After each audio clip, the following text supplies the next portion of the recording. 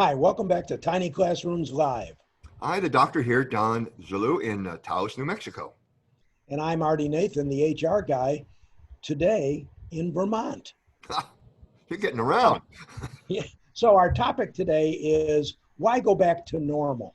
And we came up with this topic because, in asking people to give us their comments on these chats, we heard from a training and OD professional who said a great way to take advantage of innovating learning in our new normal. So, as companies are going back to normal, I guess it is really a new normal, right? Yeah, I think it is. And, a lot of people that we talk to and that we're reading about are reporting out that some of the changes in response to the crisis are very positive, you know. So we're going to go through 6 particular change possibilities and see what you think. The first one is working at home from home is hard, but it does have its positive side. What do you think about that, Artie? Well, I think that people have learned how to work from a distance and be productive and communicative. And it has helped companies to understand what they can do with and for employees. And I think that's a good thing to learn.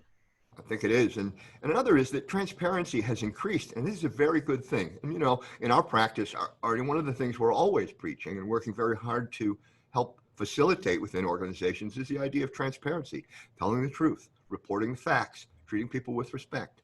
And so this crisis, working remotely, seems to have increased the transparency of the whole thing, and that's very positive. It is because you have to be better at communicating what's going on at a distance. And that's where transparency, and it's more than a buzzword. And people are really practicing it now because of the needs for people at home to really understand what's going on. That's absolutely right. And leadership, interestingly enough, seems even more empathetic and caring about its employees' physical health and mental well-being. And we're hearing a lot of that.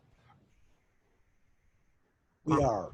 Um, we've talked before about uh, the practices that employers have had to show that they care, but this is one where it has been moved up on the list. Yeah. And employers are doing more of that, asking, how are you doing, and really listening and having to respond to it.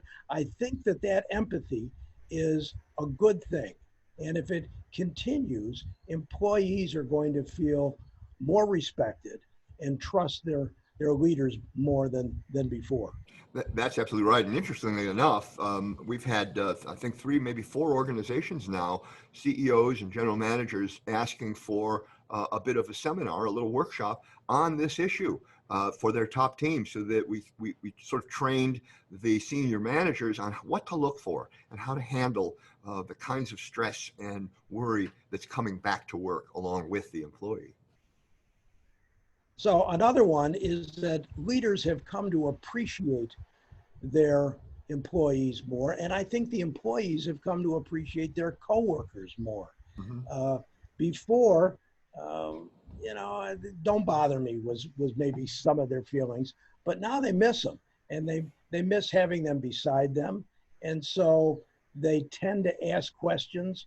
How are you doing? They tend to be more communicative in how they are doing. Mm-hmm. And I think that employees are going to be even tighter than they were in the past.